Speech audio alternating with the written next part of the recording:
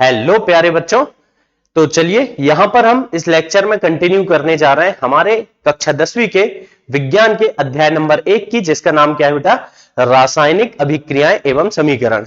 बहुत important chapter है और साथ ही साथ आसान है। इससे जो भी प्रश्न आपको बोर्ड परीक्षा में आने वाला है, अगर आप ये लेक्चर अच्छे से देख लेते हैं तो मैं गारंटी देता हूं बेटा आपसे बन ही जाएगा। इस लेक्चर में हम पूरी थ्योरी कवर करेंगे, फिर इसके बाद एक और लेक्चर में लूंगा जिसमें हम पूरी एक्सरसाइज के प्रश्न उत्तर यहां पर करेंगे। ठीक है, तो चलिए बेटा, अध्याय का नाम है रासायनिक अभिक्रियाएं एवं समीकरण, यानी कि इसमें हमें पढ़ना है रासायनिक अभिक्रियाएं क्या होती हैं, कितने प्रकार की होती हैं और उनके बारे में बहुत कुछ बातें करेंगे हम। तो सबसे पहले रासायनिक अभिक्रिया का मतलब बेटा यहां पर होता है परिवर्तन। परिवर्तन बहुत तरह के होते हैं बेटा, हम अपने रोज जिंदगी में देखते रहते हैं, बहुत अलग अलग प्रकार के परिवर्तन होते हैं। तो परिवर्तनों को दो प्रकारों में बांटा गया है। पहले होते हैं आपके भौतिक परिवर्तन बेटा, और दूसरे होते हैं रासायनिक परिवर्तन। भौतिक परिवर्तन की अगर आप बात करें तो ऐसे परिवर्तन जिनमें कोई नया पदार्थ नहीं बनता, बल्कि उसी पदार्थ की भौतिक अवस्था परिवर्तित हो जाती। जैसे बेटा जल से वाष्प का बनना। तो जल से जब जल को गर्म करते हैं बेटा हम, तो वाष्प बनती है। जल का सूत्र क्या है? H2O। वाष्प का क्या लिखेंगे बेटा? H2O। मतलब कि कोई नया पदार्थ नहीं बना, यहां पर जल ही है लेकिन उसकी भौतिक अवस्था बदल गई। जल था तो किस अवस्था में था बेटा? द्रव अवस्था में था, लेकिन जब उसकी वाष्प बनी तो वो क्या हो गई बच्चों? गैस अवस्था हो गई। इसके अलावा जैसे हम पानी को बेटा बर्फ में बदलते हैं, फ्रिज में रख देते हैं तो वो बर्फ में बदल जाता है, तो ये भी आपका भौतिक परिवर्तन होगा। जब पानी से हमने जल से हमने बर्फ बनाया बेटा, तो कोई नया पदार्थ नहीं बना, वही पदार्थ अपनी भौतिक अवस्था बदल लिया। आप जल का सूत्र लिखोगे H2O और बर्फ का भी क्या लिखोगे बेटा? H2O। केवल क्या हुआ, जो जल था आपके पास वो था द्रव अवस्था में, और बर्फ है केवल बर्फ बेटा भौतिक अवस्था में है ना। तो चलिए देखते हैं भौतिक परिवर्तन। तो बच्चों जैसा मैंने आपको बताया कि भौतिक परिवर्तन वे परिवर्तन होते हैं जिनमें नया पदार्थ प्राप्त नहीं होता, उसी पदार्थ की भौतिक अवस्था परिवर्तित हो जाती है। जैसे बेटा मान लीजिए मैंने लिखा H2O, ठीक है। H2O बेटा द्रव अवस्था में मैं ले रहा हूं, यानी कि मैं जल ले रहा हूं, और अगर इस जल को मैंने बदला किसमें? H2O ठोस, यानी कि बेटा बर्फ में। ठीक है, तो ये कहलाएगा भौतिक परिवर्तन। जल को मैं बर्फ में बदलूं, या बेटा उल्टा भी कर सकता हूं, बर्फ को अगर मैं जल में बदल दूं तो ये कहलाएगा बच्चों हमारा भौतिक परिवर्तन, क्योंकि इसमें नया पदार्थ नहीं बना, वही पदार्थ है, केवल उसने अपनी भौतिक अवस्था परिवर्तित किया। इसके अलावा बेटा जल है, यानी कि द्रव अवस्था में है, इसको गर्म करके मैं क्या कर दूं बेटा? वाष्प में परिवर्तित कर दूं, यानी कि गैसीय अवस्था में परिवर्तित कर दूं, या वाष्प को जल में परिवर्तित कर दे, भाप को ठंडी करके बेटा पानी बना दे। तो ये जो परिवर्तन है ये कहलाएंगे आपके भौतिक परिवर्तन। भौतिक परिवर्तनों की खासियत होती है कि इनमें कभी कोई नया पदार्थ नहीं बनता, वही पदार्थ अपनी भौतिक अवस्था बदल लेता है, ठोस से द्रव हो जाता है या द्रव से बेटा गैस हो जाता है। जबकि रासायनिक परिवर्तन वे परिवर्तन होते हैं जिनके फलस्वरूप नए पदार्थ बनते हैं। जैसे हम देखें हमारे रोजाना जिंदगी में बेटा जो हम देखते हैं, तो दूध का दही में बदलना। अगर बेटा दूध से दही बन गया तो यह एक रासायनिक परिवर्तन है, क्योंकि नए पदार्थ का निर्माण हो रहा है। ऐसा नहीं कि दूध ने केवल अपनी अवस्था बदला, नहीं नहीं बेटा, दूध द्रव था, दही बेटा द्रव है, लेकिन उसने अपनी अवस्था बदल लिया है ना। इसके अलावा आप देखिए लोहे में जंग लगना, यह भी एक रासायनिक परिवर्तन है। लोहे में बेटा जब अपन उसको खुला छोड़ देते हैं तो जो जंग लगती है वो एक रासायनिक परिवर्तन होती है, क्योंकि लोहा क्या होता है बेटा? लोहा अलग पदार्थ है, जबकि जंग जो होती है उसका यौगिक है। ठीक है ना। तो इस तरह से भौतिक परिवर्तन होते हैं और रासायनिक परिवर्तन होते हैं। जो बेटा रासायनिक परिवर्तन है इनकी क्या खासियत है? नए पदार्थ का निर्माण होगा, और रासायनिक परिवर्तनों को ही हम कहते हैं रासायनिक अभिक्रियाएं। तो कुल मिलाकर बेटा रासायनिक अभिक्रियाएं क्या होंगी, परिभाषा क्या बनेगी रासायनिक अभिक्रिया की, कि वह परिवर्तन या वह अभिक्रिया जिसमें दो या दो से अधिक पदार्थ मिलकर नए पदार्थों का निर्माण करते हैं। नए पदार्थ बनना चाहिए बेटा, है। अगर वही पदार्थ है अवस्था बदल गई तो वो भौतिक परिवर्तन कहलाएगा। तो वह अभिक्रिया जिसमें दो या दो से अधिक पदार्थ आपस में मिलकर नए पदार्थों का निर्माण करते हैं, रासायनिक अभिक्रिया कहलाती है। तो चलिए देखते हैं बेटा, ये रही हमारे पास परिभाषा कि जब दो या दो से अधिक पदार्थ आपस में मिलकर नए पदार्थों का निर्माण करते हैं तो इसे रासायनिक अभिक्रिया कहते हैं। जैसे बेटा साधारण तौर पर देखें हम कि मान के चलिए मेरे पास मैग्नीशियम धातु है जो कि ठोस अवस्था में होती है। यहां पर मैं बता दूं बेटा, अवस्था बताते हैं अपन, ठोस अवस्था के लिए एस लिख रहा हूं मैं, ठोस को अंग्रेजी में सॉलिड कहते हैं इसलिए एस लिखूंगा। अगर कोई द्रव होगा तो एल यानी लिक्विड, और गैस होगी बेटा तो जी बनाऊंगा मैं यानी कि गैस। आगे चल के इस बात को हम लिखेंगे भी। तो मैग्नीशियम से जब हम ऑक्सीजन गैस की अभिक्रिया कराते हैं तो होता क्या है बेटा, मैग्नीशियम से ऑक्सीजन की अभिक्रिया होती है और मैग्नीशियम ऑक्साइड बनता है। यह बनता है ठोस मैग्नीशियम ऑक्साइड। जब मैग्नीशियम धातु पर ऑक्सीजन गैस की अभिक्रिया कराई जाती है तो मैग्नीशियम ऑक्साइड प्राप्त होता है। तो इसमें क्या हुआ, दो पदार्थ मिले और नया पदार्थ बन गया बेटा। तो इस अभिक्रिया को हम बोलेंगे रासायनिक अभिक्रिया। इस तरह के परिवर्तन कहलाते रासायनिक अभिक्रिया। तो बेटा परिभाषा आपके सामने है, हो सकता है बोर्ड परीक्षा में आपसे पूछ ली जाए। तो जब दो या दो से अधिक पदार्थ आपस में मिलकर नए पदार्थ का निर्माण करते हैं तो इसे रासायनिक अभिक्रिया कहते हैं। अब बेटा रासायनिक अभिक्रिया में दो शब्द हैं यहां पर, एक है अभिकारक और एक है उत्पाद। अभिकारक किसे कहते हैं बेटा, वे पदार्थ जो आपस में अभिक्रिया करते हैं, जो अभिक्रिया के लिए लिए जा रहे हैं, जो आपस में अभिक्रिया करेंगे, उन्हें बच्चों हम कहते हैं अभिकारक। जबकि बेटा जो बनता है अभिक्रिया से, जिसका निर्माण होता है, उसे हम कहते हैं उत्पाद। तो अभिकारक क्या है, जो पदार्थ आपस में अभिक्रिया करते हैं अभिकारक कहलाते हैं, जबकि वे पदार्थ रासायनिक अभिक्रिया से बनने वाले पदार्थ या वे पदार्थ जिनका निर्माण रासायनिक अभिक्रिया से होता है उन्हें हम क्या कहते हैं बच्चों, उत्पाद। ठीक है ना। तो रासायनिक अभिक्रिया क्या है, जब दो या दो से अधिक पदार्थ आपस में मिलकर नए पदार्थों का निर्माण करते हैं तो इसे हम रासायनिक अभिक्रिया कहते हैं। जो पदार्थ आपस में मिलते हैं अभिकारक कहलाते हैं तथा अभिक्रिया से बनने वाले पदार्थ उत्पाद कहलाते हैं। ठीक है बेटा। चलिए अब आगे बढ़ते हैं हम और बात करने जा रहे हैं रासायनिक समीकरण से। ठीक है। तो जैसे मैंने अभी बोला, चलिए कोई दूसरा उदाहरण लेता हूं मैं। मान करके चलिए बेटा हमारे पास है नाइट्रोजन गैस। क्या है बच्चों, नाइट्रोजन गैस है। इसकी अभिक्रिया मैं करा रहा हूं किससे, हाइड्रोजन गैस से। और ये दोनों जब आपस में मिलते हैं बेटा तो ये एक नई गैस बनाते हैं NH3 यानी कि अमोनिया गैस। ठीक है। इस तरह से मैंने बोला क्या बेटा, मैंने बोला नाइट्रोजन गैस हाइड्रोजन गैस से मिलकर अमोनिया गैस का निर्माण करते हैं। इतना सारा बोलना पड़ा, लिखे कौन बेटा इसको, इतना सारा कौन लिखे यार। तो काश हमारे पास कोई ऐसा तरीका हो जिससे हम सांकेतिक रूप में अभिक्रिया को लिख सकें। तो बेटा अभिक्रिया को सांकेतिक रूप में दर्शाने वाला जो समीकरण होगा वही कहलाएगा क्या, रासायनिक समीकरण। जैसे देखिए ये लिखा है, यही आपका एक रासायनिक समीकरण है। ये समीकरण आपको क्या बता रहा है, तो बेटा ये समीकरण चीख चीख करके बता रहा है कि जब नाइट्रोजन गैस हाइड्रोजन गैस से अभिक्रिया करती है तो अमोनिया गैस का निर्माण होता है। तो अब इस अभिक्रिया को हमने सांकेतिक रूप में लिखने के लिए इस समीकरण का उपयोग किया और यही है हमारा क्या, रासायनिक समीकरण। अब बेटा अगला है रासायनिक समीकरण को लिखने का तरीका कि आखिर एक रासायनिक समीकरण को कैसे लिखते हैं। तो बच्चों वैसे तो मैं लिख के आपको दिखा चुका हूं, फिर भी देखिए किसी रासायनिक समीकरण में अभिकारकों को बाएं पक्ष में, ये रहे बेटा अभिकारक, इनको हम उल्टे हाथ के साइड यानी बाएं पक्ष में लेफ्ट हैंड साइड में लिखते हैं, तथा उत्पादों को दाएं पक्ष में लिखेंगे। उत्पाद को बेटा हम कहां लिखेंगे, दाएं पक्ष में यानी कि राइट हैंड साइड में। ठीक है। अभिकारक लेफ्ट हैंड साइड में और उत्पाद अपना राइट हैंड साइड में आ जाएगा।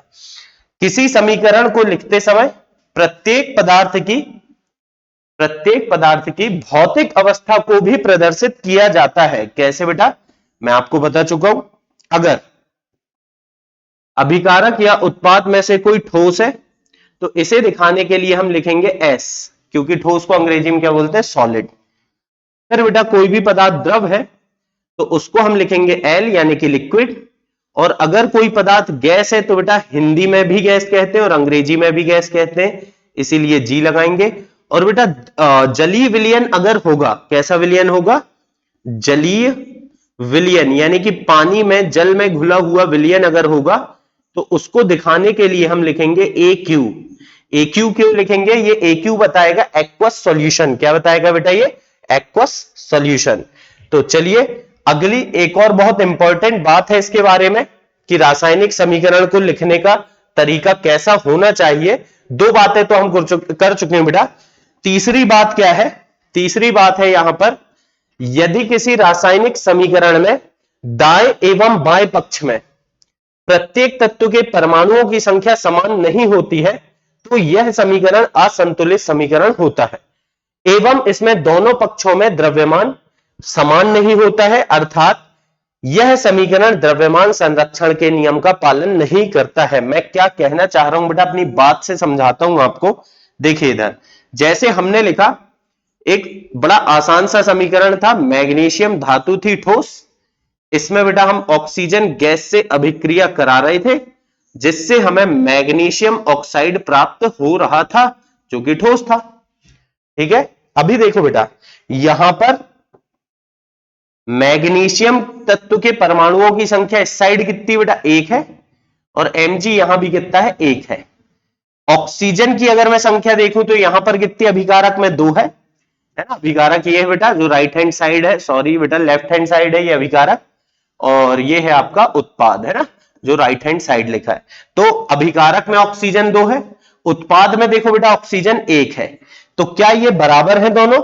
Mg तो बराबर है बेटा दोनों जगह, लेकिन ऑक्सीजन दोनों जगह बराबर नहीं है। ऑक्सीजन यहां 2 है और यहां 1 है। तो यदि किसी रासायनिक समीकरण में प्रत्येक तत्व के परमाणुओं की संख्या समान नहीं होती है तो ये अभी होगा बेटा असंतुलित समीकरण। ये अभी कैसा है? ये बच्चों अभी है असंतुलित रासायनिक समीकरण। ठीक है, तो असंतुलित रासायनिक समीकरण होगा ये, और यह बेटा द्रव्यमान संरक्षण के नियम का पालन नहीं करेगा। द्रव्यमान संरक्षण का नियम आपने कक्षा 9वीं में पढ़े थे कि जितना द्रव्यमान अभिकारक का होता है उतना ही द्रव्यमान उत्पाद का होता है। द्रव्यमान रासायनिक अभिक्रिया में द्रव्यमान ना तो उत्पन्न होता है बेटा और ना ही नष्ट होता है, बिल्कुल हमारी आत्मा की तरह। जैसे आपने सुना होगा गीता में कि आत्मा को ना तो मिटाया जा सकता है, मतलब कि ना तो मारा जा सकता है, और ना ही बेटा आत्मा को उत्पन्न किया जा सकता है। ठीक है ना, आत्मा तो अमर है, वैसे ही द्रव्यमान भी अमर होता है। जितना द्रव्यमान अभिकारक की ओर होना चाहिए उतना ही द्रव्यमान हमेशा उत्पाद की ओर होना चाहिए, और ऐसा समीकरण संतुलित समीकरण कहलाता है बेटा, और वह द्रव्यमान संरक्षण के नियम का पालन करता है। लेकिन जब तक ये समीकरण संतुलित नहीं है, अर्थात असंतुलित है, ठीक है, ये समीकरण अभी कैसा है? असंतुलित। कैसे बेटा? Mg तो बराबर लेकिन ऑक्सीजन बराबर नहीं है। प्रत्येक तत्व के परमाणुओं की संख्या बराबर ना होने के कारण यह समीकरण बेटा कैसा है? असंतुलित रासायनिक समीकरण है, और असंतुलित होने के कारण हम बोलेंगे कि यह द्रव्यमान संरक्षण के नियम का पालन नहीं करेगा। अगर हम चाहते हैं कि द्रव्यमान संरक्षण के नियम का पालन करे तो हमें बेटा इसे करना पड़ेगा संतुलित। मानते हो क्या मेरी बात? तो इसी बात पर एक प्रश्न लेकर के आया हूं बेटा मैं, जो हो सकता है आपको बोर्ड परीक्षा में पूछ लिया जाए। प्रश्न क्या है? किसी रासायनिक समीकरण को संतुलित क्यों किया जाता है? तो उत्तर है बेटा किसी रासायनिक अभिक्रिया में द्रव्यमान संरक्षण के नियम को सत्यापित करने के लिए उसे संतुलित किया जा सकता है जिससे अभिकारकों का द्रव्यमान उत्पादों के बराबर हो सके। मतलब समीकरण को संतुलित करने का मकसद क्या है हमारा?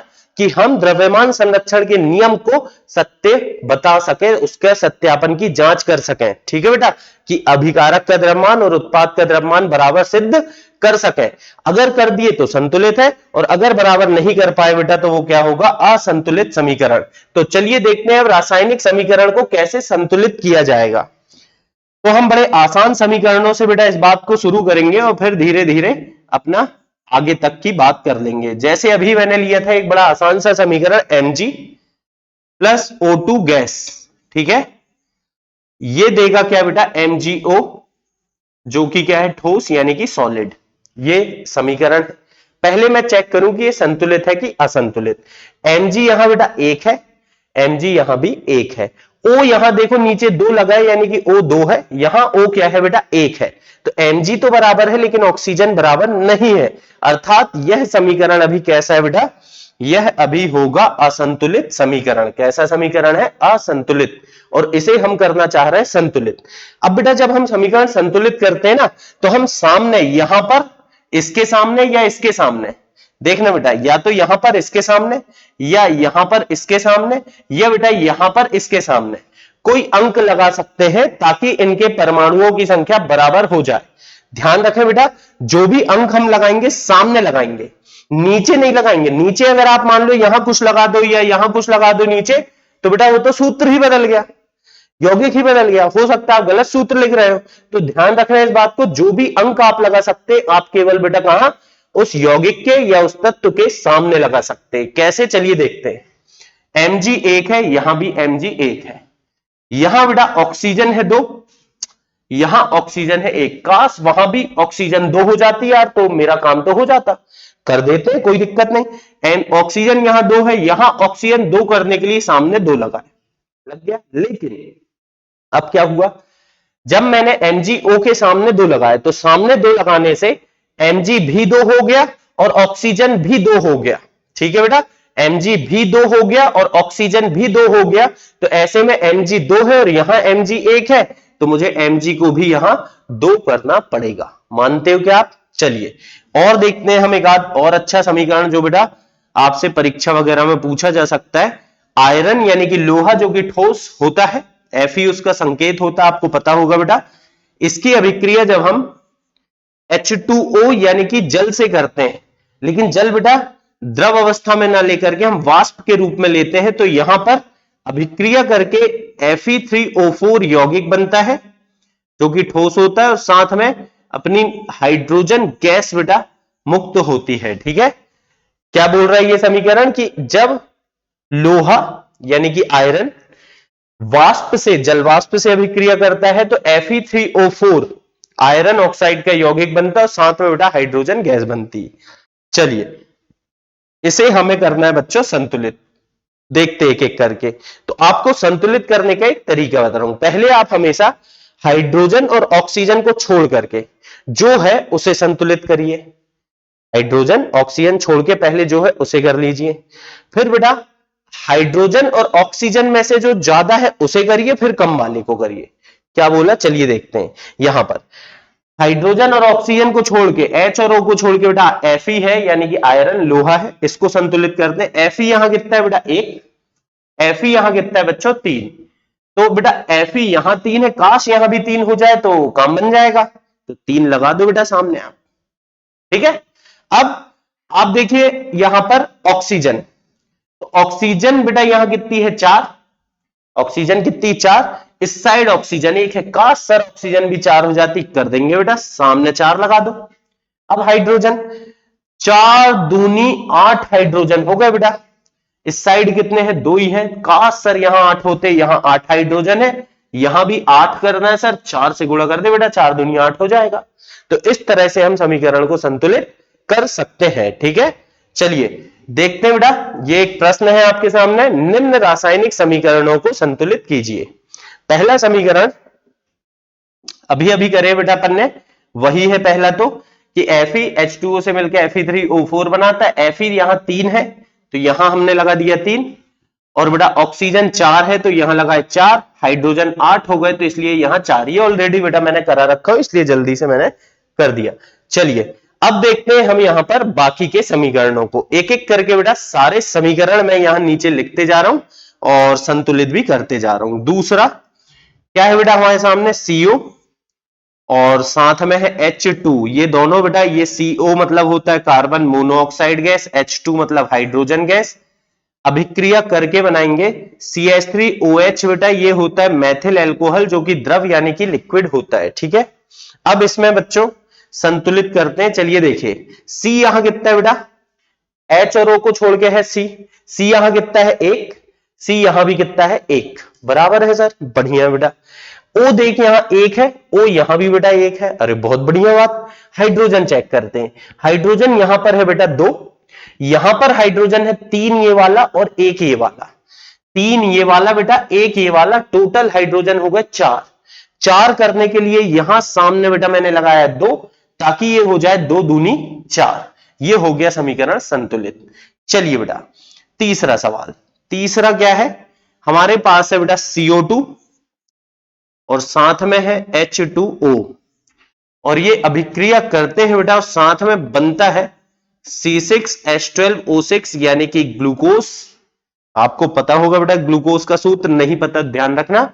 और साथ में बनती है ऑक्सीजन गैस। ग्लूकोज ठोस होता है बेटा, ऑक्सीजन गैस होती है, H2O साथ में। यहां पर ये थोड़ा गड़बड़ है बेटा, ये नहीं आएगा इधर, है ना। तो ये समीकरण हमें संतुलित करता है। देखिए C और O को छोड़ के, सॉरी H और O को छोड़ के क्या है, H और O को छोड़ के सर C है मेरे पास। यहां C कितना बेटा 6, देखिए ध्यान से देखिए बेटा, यहां पर C कितना दिख रहा है 6, यहां पर एक काश सर यहां भी 6C हो जाते, कर देंगे बेटा, 6 लगा दो सामने आप, कोई दिक्कत बिल्कुल नहीं। चलिए अब देखते हैं हम किसको बेटा, हाइड्रोजन को। हाइड्रोजन यहां कितने हैं बच्चों 12, यहां हाइड्रोजन कितने हैं 2। मैं 2 को किससे गुणा करूं कि 12 आ जाए, वहां 12 है तो यहां भी 12 करना है, तो मैंने लगा दिया बेटा 6, ताकि 6 दूनी क्या हो जाएगा 12। अब बचा ऑक्सीजन, तो ऑक्सीजन देख बेटा 6 दूनी 12 ऑक्सीजन इधर है धन, 6 एकम 6 ऑक्सीजन इधर है, 12 और 6 18 ऑक्सीजन है बेटा इस साइड। तो 6 ऑक्सीजन तो ये वाले हो गए, साथ में देखिए टोटल है 18, 6 तो हो गए ये वाले, बचे कितने बेटा 12 और चाहिए, तो 12 और चाहिए बेटा, तो यहां 6 लगा दो, 6 दूनी 12 हो जाएगा, तो 6 + 12 = 18, यहां भी आ जाएगा। इस तरीके से हम इस रासायनिक अभिक्रिया को बड़े प्यार से बेटा, बड़े आराम से संतुलित कर सकते हैं, ठीक है। चलिए फिर चौथा वाला देखते हैं कि आखिर ये यौगिक क्या कह रहा है। चौथा बेटा हमारे सामने HNO3 प्लस अभिक्रिया कर रहा है ये कैल्शियम हाइड्रोक्साइड से, कैल्शियम हाइड्रोक्साइड से अभिक्रिया करके बेटा ये CaNO3 ट्वाइस यानी कि कैल्शियम नाइट्रेट बना रहा है, और बेटा साथ में H2O बना रहा है, ठीक है। तो अब यहां पर क्या करें बेटा, संतुलित करते हैं हम। सबसे पहले देखिए यहां पर Ca कितना है बेटा 1, यहां पर बच्चों Ca कितना है 1, कैल्शियम तो बराबर। अब बात करें अपन क्या, यहां पर HNO2 लिख दिया बेटा मैंने, थोड़ा सा यहां सुधार दूंगा, यहां है HNO3, ठीक है। तो यहां पर बेटा NO3 कितना है 1, देखिए ध्यान से, ये NO3 रहा 1, ये NO3 बेटा ट्वाइस लगा है यानी कि 2 है, तो 2 NO3 करने के लिए यहां भी सामने 2 लगा दिए हमने, कोई बुराई वाली बात नहीं। अब बच्चों बचा क्या, हाइड्रोजन और ऑक्सीजन। NO3 तो अलग से हो गया, हाइड्रोजन बेटा 2 ये है और साथ में 2 ये है, कितने हो गए 4 हाइड्रोजन, यहां तो 2 ही है बेटा, तो 4 करने के लिए हमने लगाए 2। अब ऑक्सीजन देख लो यार, ऑक्सीजन वैसे हो जाना चाहिए, ये NO3 वाले ऑक्सीजन तो पहले ही हो गए, ये बेटा ट्वाइस मतलब 2 ऑक्सीजन है, तो वहां भी 2 ऑक्सीजन हो गए, और इस तरह से हमारा उत्तर आ जाएगा, ठीक है बेटा। तो आप ये अभिक्रिया संतुलित इस तरह से कर लेंगे। चलिए और देखते हैं बच्चों, पांचवा अगला है NaOH की अभिक्रिया हो रही है, NaOH की अभिक्रिया हो रही है बेटा किसके साथ, H2SO4 के साथ, ठीक है। और बन क्या रहा है मेरे बच्चों, बन रहा है Na2SO4, और साथ में बेटा जल तो फ्री में प्राप्त हो ही रहा है। अब यहां देखिए Na कितने बेटा 2, यहां Na 1 है, काश सर 2 होता 2 कर दे बेटा, कोई दिक्कत नहीं। अब सल्फर देख बेटा SO4 और यहां SO4 बराबर है, तो इनका तो हो गया काम, मतलब हमने Na को संतुलित कर लिया और हमने SO4 को भी संतुलित पहले से ही थे बेटा ये तो। अब देखते हैं हाइड्रोजन और ऑक्सीजन, तो देखिए ये 2 लगने से हाइड्रोजन में 2 गुना हो गए बेटा, हाइड्रोजन पहले 1 ही था लेकिन सामने 2 लगने से 2 हो गए, तो 2 हाइड्रोजन ये और 2 हाइड्रोजन ये, 4 हाइड्रोजन है। काश सर यहां भी 4 होते तो बेटा 2 लगा ले, 2 दूनी 4 हो जाएंगे। ऑक्सीजन चेक करो, अब ऑक्सीजन देखो ये 2 लगने से 2 ऑक्सीजन है इधर बेटा, और यहां तो ऑलरेडी 2 ऑक्सीजन हो गए, तो ये हो गया क्या संतुलित समीकरण। चलिए फिर अगला है हमारे पास, आखिरी है बेटा, क्या है NaCl साथ में अभिक्रिया हो रही है AgNO3 से, और अभिक्रिया के परिणाम स्वरूप प्राप्त हो रहा है बेटा AgCl यानी सिल्वर क्लोराइड, और NaNO3 मतलब बेटा सोडियम नाइट्रेट, तो क्या करेंगे देखिए, संतुलित करते हैं बेटा। Ag यहां कितना है, 1 है। Ag यहां भी बेटा 1 है, बराबर है। Cl यहां पर 1 है, Cl यहां भी 1 है। वाह यार, ये भी बराबर है। Na यहां पर 1 है, Na यहां भी 1 है बेटा। अरे गजब, ये भी बराबर है। तो पक्की बात है, NO3 1 है तो यहां भी NO3 1 है। तो मतलब बेटा ये तो पहले से ही संतुलित है, हमें कोई अंक लगाने की कोई आवश्यकता नहीं है। तो बेटा इस तरीके से हम एक रासायनिक समीकरण को बड़े आराम से संतुलित कर सकते हैं। अब बच्चों मेरे पास है रासायनिक अभिक्रियाओं के प्रकार। रासायनिक अभिक्रियाओं का वर्गीकरण जो है बेटा अलग अलग आधार पर हम कर सकते हैं। तो रासायनिक अभिक्रियाओं के मुख्य रूप से यहां पर 4 प्रकारों की मैं बात करने जा रहा हूं।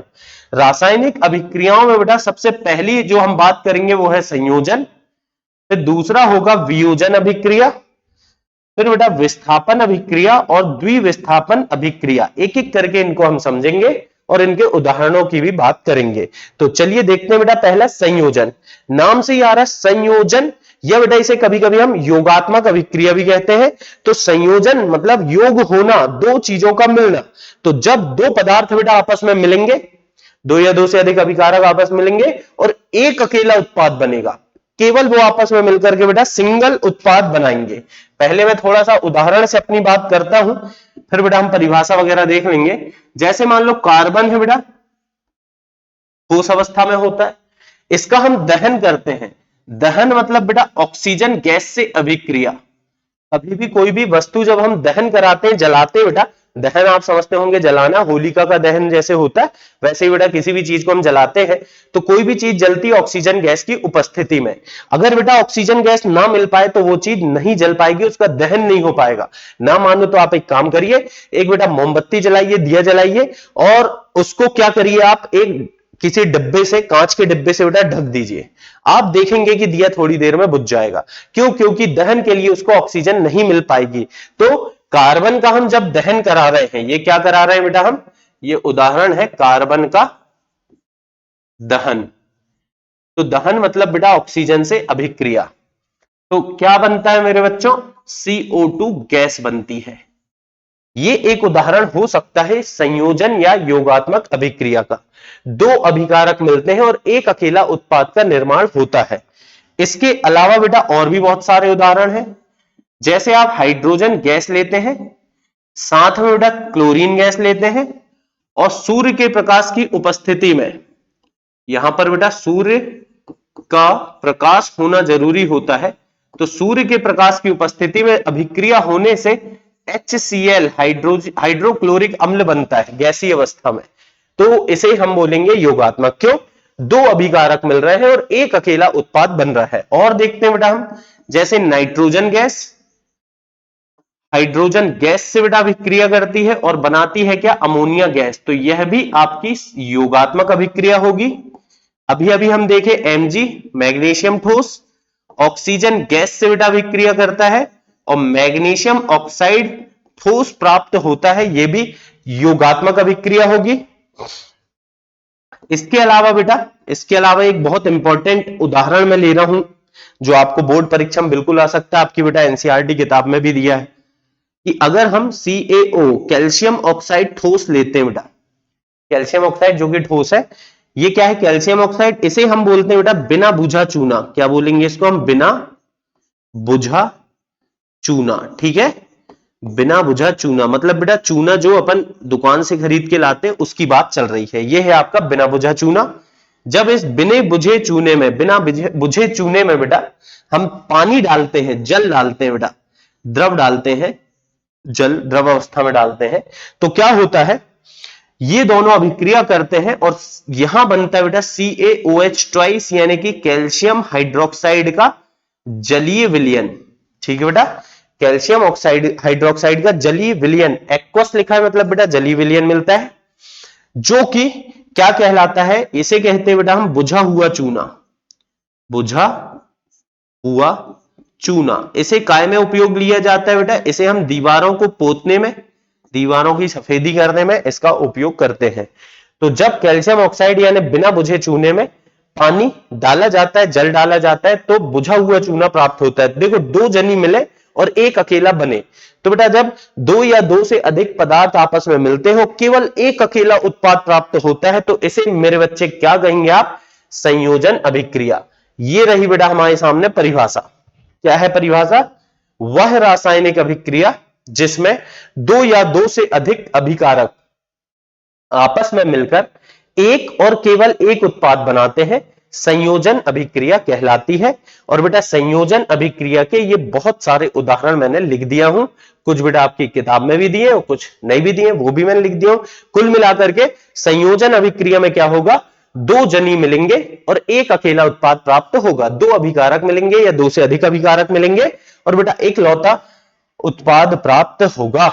ठीक है, चलिए दूसरी बेटा आपकी वियोजन। वियोजन मतलब क्या होता है बेटा? वियोजन मतलब टूटना। मतलब एक जनी जब बहुत सारे में टूट जाए, मतलब बेटा एक अकेला अभिकारक बहुत सारे उत्पाद बना ले। तो बेटा याद करो, इसके पहले संयोजन में क्या हुआ था? संयोजन में बहुत सारे मिलके एक अकेला उत्पाद बना रहे थे। यहां क्या हो रहा है? एक अकेला अभिकारक बहुत सारे उत्पाद बना रहा है। मतलब वियोजन क्या है? संयोजन का विपरीत। मतलब बेटा जब वह रासायनिक अभिक्रिया जिसमें एक अकेला अभिकारक दो या दो से अधिक उत्पादों में टूटता है, तो उसे हम क्या कहते हैं? वियोजन अभिक्रिया कहते हैं। क्या बोल रहे हैं बेटा? वह रासायनिक अभिक्रिया जिसमें एक अभिकारक दो या दो से अधिक उत्पादों का निर्माण करता है, वियोजन अभिक्रिया कहलाती है। ठीक है बेटा, क्या कहलाती? वियोजन अभिक्रिया। देखिए एक बार फिर से परिभाषा पढ़ सकते हैं आप। वह रासायनिक अभिक्रिया जिसमें एक अभिकारक दो या दो से अधिक उत्पादों का निर्माण करता है, वियोजन अभिक्रिया कहलाती। फिर बेटा वियोजन, कोई भी चीज टूटेगी तो बेटा अपने आप नहीं टूटती, आपको उसको क्या देना पड़ेगा? ऊर्जा। जैसे बेटा फटाका भी फटता है तो आप पहले उसको क्या देते हैं? ऊर्जा देते हैं ना, तब तो बम ब्लास्ट होता है। तो ऊर्जा तो देना ही पड़ेगा, तभी कोई भी चीज टूटेगी बहुत सारी चीजों में। ठीक है ना, तो ऊर्जा अपन अलग अलग रूप में दे सकते हैं बेटा। हो सकता है आप वियोजन अभिक्रिया के प्रकार की बात कर रहे हैं, हो सकता है बेटा आप वियोजन के लिए ऊष्मा के रूप में ऊर्जा दे रहे हो सकता है आप वियोजन के लिए विद्युत ऊर्जा दे रहे हो, या बेटा हो सकता है आप सूर्य के प्रकाश की उपस्थिति में वियोजन करा रहे हो। तो इस तरह से आप वियोजन किस माध्यम से करा रहे हैं बेटा, उसके आधार पर, किस तरीके से ऊर्जा देकर के वियोजन करा रहे हैं, उसके आधार पर तीन प्रकार की वियोजन अभिक्रियाएं हम पढ़ेंगे। एक होता है ऊष्मीय वियोजन, दूसरा विद्युत वियोजन और तीसरा बेटा क्या? प्रकाशीय वियोजन। चलिए उदाहरणों से इन बातों को अपन समझते हैं। जैसे बेटा हमने लिया FeSO4, ठीक है, FeSO4 ये बेटा ठोस होता है, ठोस अवस्था में होता है। नाम है इसका क्या? Ferrous sulphate. नाम है बेटा इसका क्या? Ferrous sulphate. ठीक है, तो जब, और फेरस सल्फेट की खासियत क्या है बेटा? ये हरे रंग का होता है ना। कैसे रंग का होता है बेटा? हरा रंग का होता है ना। तो फेरस सल्फेट जिसका रंग हरा होता है बेटा, जब इसको हम सूर्य के, सॉरी बेटा, ऊष्मा देते हैं। क्या देते हैं बच्चों? ऊष्मा, यानी कि गर्म करते हैं। ऊष्मा, या तो ऊष्मा लिख दो, या बेटा गर्म करने के लिए ये वाला चिन्ह भी हम बना देते हैं। इसका मतलब ही होता है गर्म करना। तो जब हम फेरस सल्फेट, हरे रंग के फेरस सल्फेट के क्रिस्टल को ऊष्मा देंगे बेटा, तो ये क्या होगा? वियोजित होगा, मतलब कि अलग अलग छोटे छोटे टुकड़ों में टूटेगा। पहले तो बेटा इसमें बनेगा Fe2O3, Fe2O3 फेरिक ऑक्साइड बेटा, या आयरन ऑक्साइड आप बोल रहे हैं, या फेरिक ऑक्साइड इसका नाम होगा। क्या नाम होगा इसका? Ferric oxide. और ये जो फेरिक ऑक्साइड है बेटा, ये भूरे रंग का होता है। कौन से रंग का होगा? भूरे रंग का होगा। जंग जो रहती है ना बेटा, रस्ट, लोहे में जो जंग लगी रहती, वो बेटा भूरे रंग का होता है, वही है फेरिक ऑक्साइड। साथ में बच्चों यहां पर बनेगी SO2 गैस, और साथ ही साथ बनेगी बेटा SO3 गैस। ये जो अभिक्रिया होगी बेटा, ठीक है, इसमें जो फेरस सल्फेट का हरा रंग है वो भूरे रंग में परिवर्तित हो जाएगा। क्यों हो गया? क्योंकि ऊष्मा देने पर इसमें वियोजन अभिक्रिया हुई और ये बेटा अलग अलग पदार्थों में टूट गया। कौन कौन से पदार्थ बने? Fe2O3 बना बेटा, SO2 और SO3 गैसें बनी। अगर इसको संतुलित करना है तो बड़े प्यार से बेटा हम संतुलित कर सकते हैं। देखिए Fe 2 हो गए, Fe यहां भी 2 हो गए, सल्फर 2 है तो यहां पर भी बेटा SS 2 हो गए, ऑक्सीजन 4 दूनी 8 है, तीन ये हो गया बेटा, 3 और 2 5 और 5 और 3 8, ये संतुलित हो गई। तो ये जो अभिक्रिया बेटा ये कहलाएगी ऊष्मीय वियोजन अभिक्रिया। ध्यान रखें बच्चों, हम अभी जिसकी बात कर रहे हैं ये कौन सा वियोजन है? ऊष्मीय वियोजन। मतलब कि यहां वियोजन जो हो रहा है बेटा ये ऊष्मा के द्वारा हो रहा है, ऊष्मा के रूप में हम ऊर्जा दे रहे हैं, उससे वियोजन हो रहा है। वियोजन मतलब एक पदार्थ का, एक अभिकारक का अनेक उत्पादों में टूटना। ठीक है बेटा, वियोजन मतलब टूटना। चलिए और देखते हैं हम ऊष्मीय वियोजन के दो और बहुत महत्वपूर्ण उदाहरणों की बात करूंगा बेटा। ये आपकी बुक में दिए हुए हैं, इसीलिए इसमें से प्रश्न आपको पूछा जा सकता है। ये बेटा कैल्शियम कार्बोनेट जो कि ठोस होता है। कैल्शियम कार्बोनेट बेटा इसे हम सामान्य बोलचाल की भाषा में चूना पत्थर कहते हैं बेटा, या संगमरमर का भी सूत्र यही होता है। तो जो चूना पत्थर है, जब इस चूना पत्थर को बेटा हम गर्म करते हैं तो गर्म करने पर ये बनाता है क्या? कैल्शियम ऑक्साइड, और साथ में बेटा बनती है CO2 गैस। ठीक है, कैल्शियम ऑक्साइड जो कि अभी मैंने बताया था बेटा क्या कहलाता है? बिना बुझा चूना। बिना बुझा चूना। और कैल्शियम हाइड्रोक्साइड क्या होता है बेटा? बुझा हुआ चूना। ये तीन आप तो बहुत इंपॉर्टेंट है, याद कर ही लेना बेटा। CaCO3 को आप क्या बोलोगे? चूना पत्थर। क्या होगा बेटा? ये चूना पत्थर। दूसरा होगा CaOH ट्वाइस। ये बेटा बुझा हुआ चूना, जो बेटा दीवारों में पोतने के काम आता है वो वाला है। ये बुझा हुआ मतलब पानी डाल दिए बुझ गया बेचारा चूना, तो नाम होगा इसका बुझा हुआ चूना। और फिर बेटा एक और जो लास्ट है CaO, ये है बिना बुझा चूना। मतलब बेटा जो बाजार से आपने खरीद के लाए, पानी नहीं डाले, बुझाए नहीं जिसको आपने, बिना बुझा। सॉरी बेटा ये गड़बड़ लिख दिया, छुआ लिख दिया मैंने। ये क्या होगा? बिना बुझा हुआ चूना। बुझा हुआ चूना। और ये होगा बिना बुझा चूना। तो ये तीन यौगिक बड़े इंपॉर्टेंट है बेटा, आपको कहीं ना कहीं काम पड़ते रहेंगे। तो देखिए जब हम चूना पत्थर को ऊष्मा देते हैं, गर्म करते हैं बेटा, तो ये भी ऊष्मीय वियोजन होता है। ये दो पदार्थों में टूटता है, कैल्शियम ऑक्साइड और CO2 गैस। तो इस तरह से एक पदार्थ, एक अभिकारक अनेक उत्पादों में, एक अभिकारक अनेक उत्पादों में टूटता है बेटा। तो इसे हम क्या कहते हैं? ऊष्मीय वियोजन। चलिए एक और इंपॉर्टेंट अभिक्रिया बेटा, ये भी हो सकता है पूछ ली जाए। यहां पर आपके पास है मान लीजिए लीड नाइट्रेट PbNO3 ट्वाइस। ठीक है, यह है बेटा आपका लेड नाइट्रेट। क्या है बच्चों? ये लेड नाइट्रेट। नाइट्रेट, ठीक है, लेड नाइट्रेट है बेटा। इसको जब अपन गर्म करते हैं तो पहला तो बनेगा आपके पास PbO। क्या बनेगा बेटा? PbO, और साथ में बनेगी NO2 गैस। क्या बनेगी बेटा?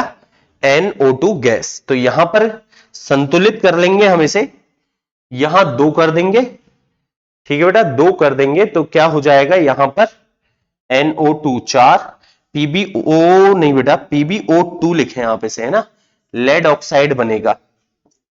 ये बन गया आपका लेड ऑक्साइड। ठीक है, और साथ में बेटा NO2 गैस। NO2 गैस जो है इसका नाम है बेटा nitrogen, nitrogen dioxide gas. और ये जो नाइट्रोजन डाई ऑक्साइड गैस रहती है बेटा, ये भूरे रंग की गैस है। कौन से रंग की गैस है बेटा? ब्राउन रंग, यानी कि भूरे रंग की गैस है। ठीक है, तो भूरे रंग की गैस होती है। तो अगर आपको पूछ लिया जाए कि किसी पदार्थ को गर्म करने पर भूरे रंग की गैस प्राप्त होती, तो ध्यान रखिए भूरा रंग मतलब NO2 यानी कि बेटा नाइट्रोजन डाई ऑक्साइड गैस होगा। एक मिनट बेटा, इसको तो आप लेड ऑक्साइड PbO ही लिखें। एक और गैस साथ में बनती NO, ये भी गैस होगी, है ना। इस तरीके से ये प्राप्त होगा। एक बार चेक कर लेता हूं बेटा मैं कि कहीं कुछ गड़बड़ तो नहीं है। Pb 1 है, बराबर है, N 2 हो गए, O कितने बेटा? 6।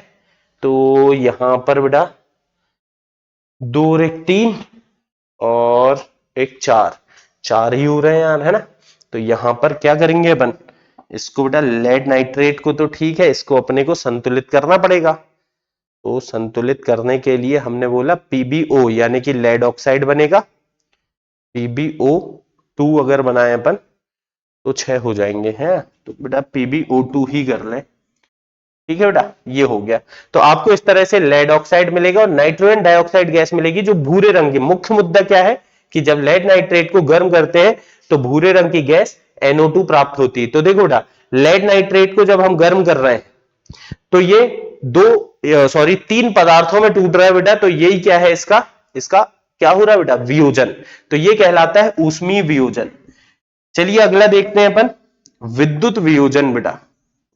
विद्युत वियोजन मतलब जब विद्युत धारा देने पर कोई पदार्थ वियोजित हो जाए, मतलब कि बेटा टूट जाए, दो या दो से अधिक पदार्थों में टूट जाए, दो या दो से अधिक उत्पाद बना ले, तो ऐसे वियोजन को बेटा हम क्या बोलेंगे, विद्युत वियोजन। वियोजित नहीं बेटा, विद्युत वियोजन। ठीक है, तो देखते हैं विद्युत वियोजन क्या होगा। हमने लिया बेटा जल, जल जो कि द्रव अवस्था में होता है, इसमें हमने विद्युत धारा प्रवाहित की। विद्युत धारा देना बेटा कहलाता है विद्युत अपघटन भी बोलते हैं, है ना। तो विद्युत अपघटन किया मतलब कि इसको हमने जल को विद्युत धारा दी। साधारण जल बेटा जिसमें लवण है उसमें हमने विद्युत धारा दी, तो हमें हाइड्रोजन गैस मिली और साथ में बेटा ऑक्सीजन गैस मिली। तो ये हो गया इसका क्या, वियोजन। तो क्योंकि ये वियोजन विद्युत धारा की उपस्थिति में हो रहा है कि H2O और O2 में बदल गया, संतुलित कर सकते हैं बेटा इसको अपन। क्या करें इसके लिए, यहां 2 लगाएं और यहां भी 2 लगा दें, है ना। तो ये संतुलित हो जाएगी। तो जब इस तरह से एक अकेला अभिकारक 2 उत्पादों में टूटता है लेकिन विद्युत धारा देने पर टूटता है तो उसको बोलेंगे विद्युत वियोजन। इसी तरह से बेटा एक लास्ट और है जो है हमारा क्या, प्रकाशीय वियोजन। ठीक है बेटा, प्रकाशीय वियोजन। तो बेटा क्या कहलाएगा प्रकाशीय वियोजन, जब सूर्य के प्रकाश की उपस्थिति में वियोजन होगा। जैसे बेटा हम देखते हैं AgCl अगर है, ये ठोस होता है, इसको हम सूर्य के प्रकाश की उपस्थिति में रख देते हैं, सूर्य का प्रकाश। तो बेटा अगर हम सूर्य के प्रकाश की उपस्थिति में रख देते हैं तो क्या होता है, ये टूटता है। ये जो AgCl है बेटा, Ag अलग हो जाता है और क्लोरीन गैस अलग हो जाती है बेटा। सिल्वर, Ag मतलब क्या है, सिल्वर यानी चांदी जो है ठोस, वो अलग और क्लोरीन गैस अलग। तो ये हो गया प्रकाशीय वियोजन। जब बेटा किसी पदार्थ का वियोजन सूर्य के प्रकाश की उपस्थिति में होता है तो इसे हम प्रकाशीय वियोजन कहते हैं। ऐसे ही सेम टू सेम काम बेटा AgBr में भी होता है। AgBr को भी जब हम सूर्य के प्रकाश की उपस्थिति में रखते हैं, सूर्य का प्रकाश देते हैं बेटा इसे हम, तो ये भी अपघटित होता है। इसमें सिल्वर अलग यानी कि बेटा Ag यानी चांदी अलग, और ब्रोमीन, लेकिन ब्रोमीन गैस नहीं बेटा, द्रव है, ध्यान रखना, ये दोनों अलग अलग हो जाते हैं। तो इसे हम बोलेंगे क्या बेटा, प्रकाशीय वियोजन। ठीक है, तो इस तरह से वियोजन क्या होता है बेटा, हम देखते हैं एक बार इसको। वियोजन जब वे अभिक्रिया, वह रासायनिक अभिक्रिया जिसमें एक अभिकारक 2 या 2 से अधिक उत्पादों का निर्माण करता है। यदि वियोजन ऊष्मा देने पर होता है तो उसे ऊष्मीय वियोजन कहते हैं। ध्यान रखें बेटा, अगर ऊष्मा देने पर वियोजन हो रहा है तो इसे ऊष्मीय वियोजन कहेंगे। यदि विद्युत धारा प्रवाहित करने पर वियोजन होता है तो इसे बच्चों हम विद्युत वियोजन कहते हैं। और यदि सूर्य के प्रकाश की उपस्थिति में वियोजन होता है, कैसा वियोजन बेटा, सूर्य के प्रकाश की उपस्थिति में वियोजन होता है तो इसे प्रकाशीय वियोजन कहते हैं। चलिए बेटा अगली जो अभिक्रिया है विस्थापन। विस्थापन मतलब होता है बेटा किसी और की जगह में जाके बैठ जाना, क्या कहलाएगा, विस्थापन। ठीक है, तो होता क्या है, थोड़ा सा अपन पहले बेटा उदाहरण देख लें, फिर परिभाषा वगैरह तो समझ लेंगे। जैसे मान के चलो आपके पास जिंक है बेटा जो कि ठोस होता है, इसकी अभिक्रिया आपने कराए कॉपर सल्फेट से, कॉपर सल्फेट के जलीय विलयन से। जलीय विलयन को बेटा AQ लिख रहा हूं मैं, एक्वस सॉल्यूशन, S लिखा मतलब ठोस, AQ मतलब बेटा जलीय विलयन, है ना। तो जब जिंक को CuSO4 के जलीय विलयन में डाला जाएगा बेटा तो क्या होगा, देखिए ये जिंक चला जाएगा कॉपर की जगह में और कॉपर को बेटा ये अलग कर देगा। ठीक है, तो इस तरह से बनेगा क्या बेटा, जिंक चला गया कॉपर की जगह में, बना लेगा ZnSO4 का जलीय विलयन और बेचारे कॉपर को एक तरफ अलग कर देगा। तो देखिए इसमें क्या हुआ, एक धातु ने दूसरी धातु की जगह ले ली। एक धातु जब दूसरी धातु की जगह में चली जाती है बेटा, तो इसे हम क्या कहते हैं, विस्थापन। लेकिन ध्यान रखो, कोई भी धातु किसी की भी जगह में नहीं जाएगी। अगर मान लो यही अभिक्रिया मैं ऐसे कराता बेटा कि कॉपर लेता मैं और जिंक सल्फेट का विलयन लेता, तो इसमें क्या होता बच्चों, ये जो कॉपर है जिंक की जगह में नहीं जाता बेटा, कॉपर जिंक की जगह में नहीं जाता। इसमें होता क्या है, हमेशा एक अधिक क्रियाशील धातु कम क्रियाशील धातु की जगह में जा सकती है, लेकिन कम क्रियाशील अधिक क्रियाशील की जगह में नहीं जा सकती है।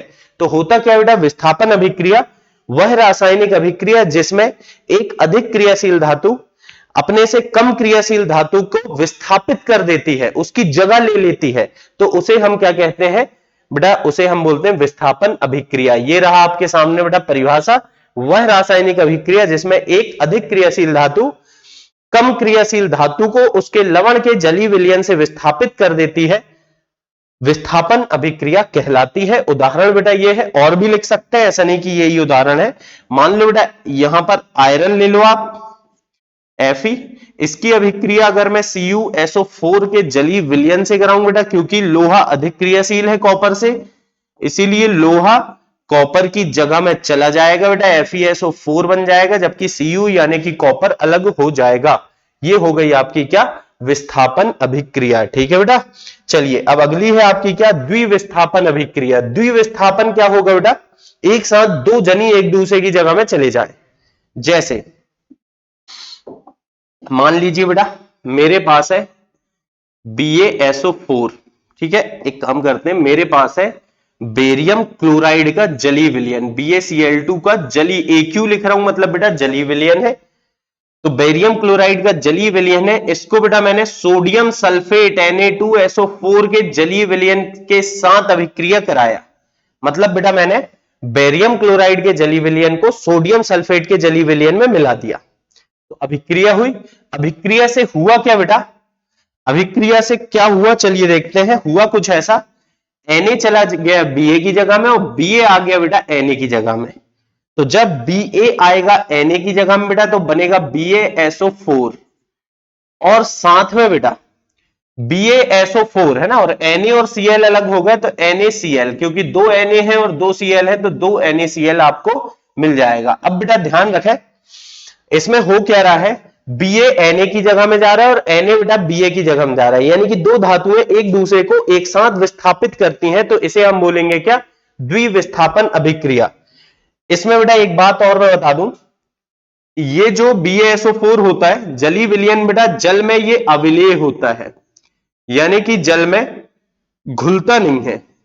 अब आप सोच करके देखो, ये बना है लेकिन जल में घुल नहीं पा रहा, तो क्या होगा बेटा, ये तो भैया नीचे जाके इकट्ठा हो जाएगा, नीचे जमा हो जाएगा, नीचे बैठ जाएगा। ऐसा एरो दिखा सकते हैं मन, ये क्या होता है बेटा, नीचे जाकर के बैठ जाता है, और जब ये नीचे जाकर के बैठ जाता है तो हम बोलेंगे कि इसका सफेद अवक्षेप प्राप्त होगा। कौन सा बेटा, सफेद अवक्षेप। अवक्षेप होना मतलब बेटा जमा हो जाना, बैठ जाना, जल में ना घुलना। हुआ क्या, जब मैंने BaCl2 बेरियम क्लोराइड के जलीय विलयन बेटा सोडियम सल्फेट का जलीय विलयन मिलाया, तो BaSO4 बना, जो जल में अविलेय होने के कारण बेटा, जल में अविलेय होने के कारण विलयन में नीचे बैठ जाएगा, नीचे बैठ करके बेटा सफेद रंग का अवक्षेप बनाएगा। तो अवक्षेप मतलब आप समझ गए होंगे कि जो घुलता नहीं है बेटा, जो नीचे बैठ जाता है, इकट्ठा हो जाता है, उसे हम अवक्षेप कहते हैं। और बेटा ऐसी अभिक्रियाएं जिनमें अवक्षेप बनता है उनको अलग से नाम भी दे सकते हैं बेटा, ऐसी अभिक्रियाओं को हम बोलते हैं अवक्षेपण अभिक्रियाएं। तो अगर आपको बाई चांस बेटा पूछ ले कि अवक्षेपण अभिक्रिया क्या है, तो यही उदाहरण आप लिख सकते हैं वहां पर भी। या बेटा पूछ ले अवक्षेप क्या है, तो आप क्या लिखोगे कि कुछ लवण जल में अविलेय होने के कारण जलीय विलयन में नीचे जमा हो जाते हैं, ऐसे लवण को हम क्या कहते हैं बेटा, अवक्षेप कहते हैं। ठीक है, तो ये इस तरह से अभिक्रिया होगी।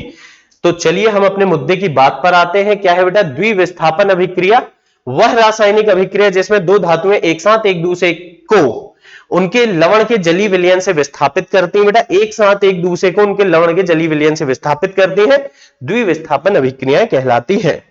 तो इसी बात पर बेटा एक और प्रकार है अभिक्रियाओं का, जिसको हम बोलते हैं उपचयन अपचयन अभिक्रियाएं, या बेटा रेडॉक्स अभिक्रिया। उपचयन अपचयन अभिक्रियाएं या बेटा रेडॉक्स अभिक्रियाएं। तो होता क्या है, ये जो उपचयन बेटा और अपचयन अभिक्रियाएं, ये एक अभिक्रिया नहीं है, ये दो अभिक्रियाएं।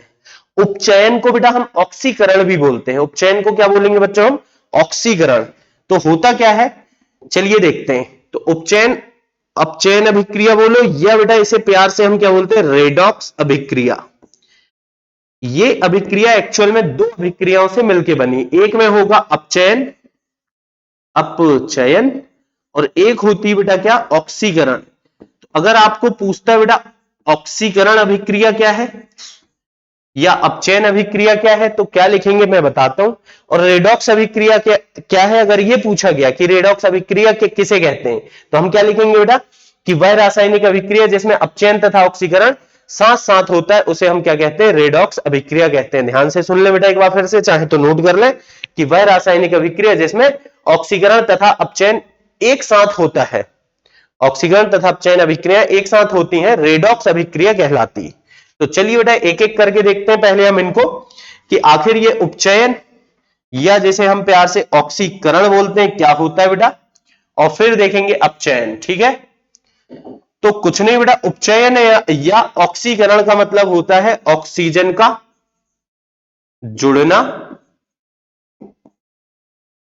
या हाइड्रोजन का निकलना। क्या बोल रहा हूं बेटा मैं? ऑक्सीजन का जुड़ना या हाइड्रोजन का निकलना क्या कहलाएगा मेरे बच्चों? ऑक्सीकरण। देखिए ऑक्सीकरण मतलब ऑक्सीजन का जुड़ना, तो ऑक्सीजन का जुड़ना या हाइड्रोजन का निकलना, O का जुड़ना या H का निकलना क्या कहलाता है बेटा? ऑक्सीकरण या उपचयन भी बोलते हैं इसको, है ना। इसका उल्टा होगा अपचयन। अपचयन में क्या होगा बेटा? H का जुड़ना, हाइड्रोजन का जुड़ना, और या तो फिर बेटा हम क्या बोलेंगे? ऑक्सीजन का निकलना, मुक्त होना। मुक्त होना भी बोलते हैं बेटा निकलने को। तो ये कहलाएगा क्या? अपचयन। ठीक है, एक बार फिर से सुने बेटा, ऑक्सीकरण या उपचयन किसे बोलेंगे? तो बेटा वह रासायनिक अभिक्रिया जिसमें ऑक्सीजन का जुड़ना होता है, ऑक्सीजन का योग होता है, या बेटा हाइड्रोजन का निकलना होता है, हाइड्रोजन मुक्त होती है, तो उसे हम क्या बोलेंगे मेरे बच्चों? ऑक्सीकरण या उपचयन अभिक्रिया। जबकि अपचयन किसे कहते हैं हम? हाइड्रोजन का जुड़ना या ऑक्सीजन का निकलना। थोड़ा सा बेटा हम उदाहरण से समझते हैं इस बात को। मान लीजिए बेटा मेरे पास है कॉपर, ठोस कॉपर बेटा देखे होगे आपने, तांबा किस रंग का होता है बेटा? भूरा, यानी कि ब्राउन रंग। भूरा मतलब बेटा यहां पर ब्राउन कलर होता है ना। अपन भूरा मतलब गोरे बच्चों को भी भूरा भूरा बोलते हैं अपने यहाँ गांव में, लेकिन यहां पर ब्राउन कलर की बात चल रही है। तो बेटा कॉपर जो है वो ब्राउन कलर का है, भूरा है। इसको अगर ऑक्सीजन गैस के साथ अभिक्रिया कराई जाती है इसकी, तो ये बनाता है बेटा CuO। ठीक है, क्या बना लेगा बेटा? Copper oxide. और कॉपर ऑक्साइड की काले रंग की परत बन जाएगी बेटा। ये क्या बना है? Copper oxide. और कॉपर ऑक्साइड में बेटा क्या होगा? ये काला रंग का होगा। ठीक है ना। तो होता क्या है, जब भूरे रंग के कॉपर में ऑक्सीजन गैस प्रवाहित की जाती है तो बेटा कॉपर ऑक्साइड CuO प्राप्त होता है और ये काले रंग का होता है। तो ध्यान रखें बेटा, अगर आपको पूछा जाता है कि कॉपर का भूरा रंग ऑक्सीजन गैस की उपस्थिति में काला हो जाता है क्यों, तो हम क्या लिखेंगे? क्योंकि कॉपर ऑक्सीजन गैस से अभिक्रिया करके कॉपर ऑक्साइड की काले रंग की परत बना लेता है। इसी तरह से बेटा तो यहां देखिए हुआ क्या, Cu में O2 जुड़ा और CuO बना। तो बेटा Cu में O का जुड़ना, Cu में O का जुड़ना, Cu का ऑक्सीकरण हो गया। क्या हो गया बेटा? कॉपर का ऑक्सीकरण। अब यहां देखते हैं एक और उदाहरण। CuO है बेटा ठोस, जो कि किस रंग का था? काले रंग का था। अगर आपने इसकी अभिक्रिया कराए बेटा हाइड्रोजन गैस से, तो क्या होगा मेरे बालक? जो काले रंग का कॉपर ऑक्साइड था, इसकी अभिक्रिया हाइड्रोजन से होगी तो कॉपर अलग हो जाएगा, भूरा हो जाएगा बेटा बेचारा। भूरा मतलब ब्राउन रंग का हो जाएगा और साथ में बनेगा जल, यानी कि H2O। तो अब देखिए इसमें हुआ क्या? हुआ सर क्या? Cu से बना, CuO से बना Cu। देखिए ध्यान से, CuO से बना Cu बना, मतलब CuO से जब Cu बना तो Cu से O निकल गया, O का निकलना क्या कहलाएगा बेटा? O का निकलना ही तो चयन होता है, तो ऑक्सीजन का निकलना अपचयन कहलाता है। या आप ऐसे भी समझे कि कुल मिला के बेटा रेडॉक्स अभिक्रिया या उपचयन अपचयन अभिक्रिया किसे कहते हैं? तो वह रासायनिक अभिक्रिया जिसमें ऑक्सीकरण तथा अपचयन साथ साथ होते हैं उन्हें हम रेडॉक्स अभिक्रिया या उपचयन अपचयन अभिक्रिया कहते हैं। इसमें ऑक्सीकरण का मतलब क्या है? ऑक्सीजन का जुड़ना या हाइड्रोजन का निकलना, जबकि बेटा अपचयन का क्या है? हाइड्रोजन का जुड़ना या ऑक्सीजन का निकलना। उदाहरण आपके सामने मैंने लिख दिया हूं, लेकिन बेटा मैं चाहता हूं कि रेडॉक्स अभिक्रिया के बारे में कुछ बात करूं। रेडॉक्स, तो रेडॉक्स तो मैंने क्या बोला बेटा? जब ऑक्सीकरण तथा अपचयन अभिक्रियाएं साथ साथ होती हैं तो इसे हम रेडॉक्स अभिक्रिया कहते हैं। तो चलिए देखते हैं बेटा, इसी उदाहरण से बात को समझते हैं रेडॉक्स अभिक्रिया को। CuO बना सॉलिड, सॉलिड था बेटा, इसकी हमने हाइड्रोजन गैस से अभिक्रिया करा दी है बेटा, ठीक है। तो हुआ क्या? हमें मिला Cu सॉलिड और साथ में बेटा H2O जल मिला जो कि द्रव अवस्था में प्राप्त होगा, ठीक है। अब इसमें देखो बेटा, आप देखो CuO से बना Cu, CuO से बना Cu, तो O तो बेटा हट गया, O का हटना क्या कहलाता है? O का हटना सर अपचयन कहलाता है। तो CuO का हो गया क्या? अपचयन, ठीक है बेटा। और H2 से H2O बना, H2 से H2O बना मतलब H2 में O जुड़ गया बेटा, O का जुड़ना क्या कहलाता है? ऑक्सीकरण। तो क्योंकि यहां पर अपचयन और ऑक्सीकरण बेटा एक साथ हो रहे हैं, अपचयन भी हो रहा है और ऑक्सीकरण भी हो रहा है, तो यह एक रेडॉक्स अभिक्रिया कहलाती है। आई होप बेटा आपको समझ में आया। कम से कम ये एक उदाहरण आप लोग याद कर लेना, ये आपके एनसीईआरटी में भी दिया हुआ है। तो जब कॉपर ऑक्साइड हाइड्रोजन गैस से अभिक्रिया करेगा तो यह एक बेटा रेडॉक्स अभिक्रिया होगी। कॉपर ऑक्साइड का होगा अपचयन और हाइड्रोजन का होगा क्या बेटा? ऑक्सीकरण। चलिए फिर अगली टॉपिक की बात करते हैं हम, अपचायक एवं ऑक्सीकारक। तो बेटा अपचायक और ऑक्सीकारक किसे कहते हैं हम? चलिए देखते हैं। होता क्या है बेटा? अपचायक मतलब अपचयन करने वाला, अपचयन करने वाला, ठीक है बेटा। और ऑक्सीकारक मतलब बच्चों ऑक्सीकरण, ऑक्सीकरण करने वाला, ठीक है। बढ़िया है भाई साहब। तो एक हो गया अपचायक यानी कि अपचयन करने वाला, दूसरा हो गया बेटा ऑक्सीकरण, ऑक्सीकारक यानी कि ऑक्सीकरण करने वाला। बढ़िया है। अब क्या करेंगे बेटा? अपचयन करने वाला मतलब इसको हम ऐसा भी बोलते हैं, वे पदार्थ जो दूसरे पदार्थों का अपचयन करते हैं तथा स्वयं ऑक्सीकृत होते हैं। देखिए अपचायक मतलब अपचयन करने वाला, दूसरे का अपचयन कराएंगे और स्वयं बेटा क्या होंगे? ऑक्सीकृत होंगे, तो उनको हम बोलेंगे क्या? अपचायक। वे पदार्थ जो दूसरे पदार्थों का बेटा अपचयन कराते हैं स्वयं ऑक्सीकृत होते हैं, अपचायक कहलाते हैं। जबकि वे पदार्थ जो दूसरे पदार्थों का ऑक्सीकरण करते हैं तथा स्वयं अपचेत होते हैं, वे कहलाते हैं आपके क्या? ऑक्सीकारक। चलिए बेटा, तो इसमें क्या है, आपको दो तरीके से प्रश्न आ सकते हैं। एक तो पूछा जा सकता है अपचायक तथा ऑक्सीकारक किसे कहते हैं बताइए, तो आप लिखेंगे क्या बेटा? वे पदार्थ जो दूसरे पदार्थों का अपचयन करते हैं तथा स्वयं ऑक्सीकृत होते हैं, अपचायक कहलाते हैं, तथा वे पदार्थ जो दूसरे पदार्थों का अपचयन करते, सॉरी बेटा ऑक्सीकरण करते हैं तथा स्वयं अपचेत होते हैं, ऑक्सीकारक कहलाते हैं। मतलब ऑक्सीकारक कब बोलेंगे? दूसरे का ऑक्सीकरण और खुद अपचेत होगा। अपचायक कब बोलेंगे बेटा? अपचायक कब बोलेंगे? दूसरे का अपचयन और खुद ऑक्सीकृत होंगे। तो बच्चों एक तो बात ये, दूसरा आपको इस तरह से कोई भी उदाहरण दे देगा और पूछेगा अपचायक और ऑक्सीकारक को पहचानिए। तो बेटा जैसे मान लो एक अभिक्रिया हमने अभी अभी लिखे थे, ये भी बेटा रेडॉक्स अभिक्रिया का उदाहरण है, विस्थापन अभिक्रिया भी है ये। विस्थापन या बेटा विस्थापन को प्रतिस्थापन भी बोला जाता है ना, एक ही बात होती है बेटा, एक ही बात होती है।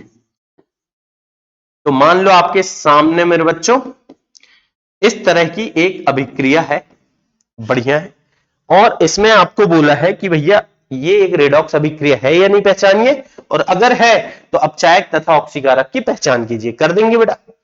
देखिए Zn से बना ZnSO4, ऑक्सीजन जुड़ गया, Zn से ZnSO4 ऑक्सीजन जुड़ गया भाई साहब, जुड़ गया मतलब ऑक्सीकरण।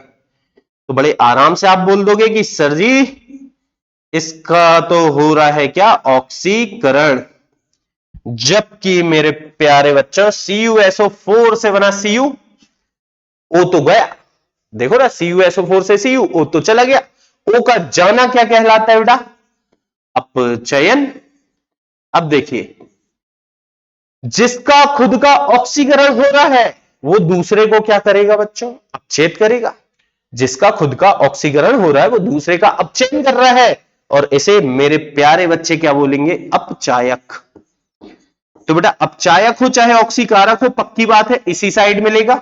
अपचायक जो खुद ऑक्सीकृत होगा दूसरे का अपचयन करेगा।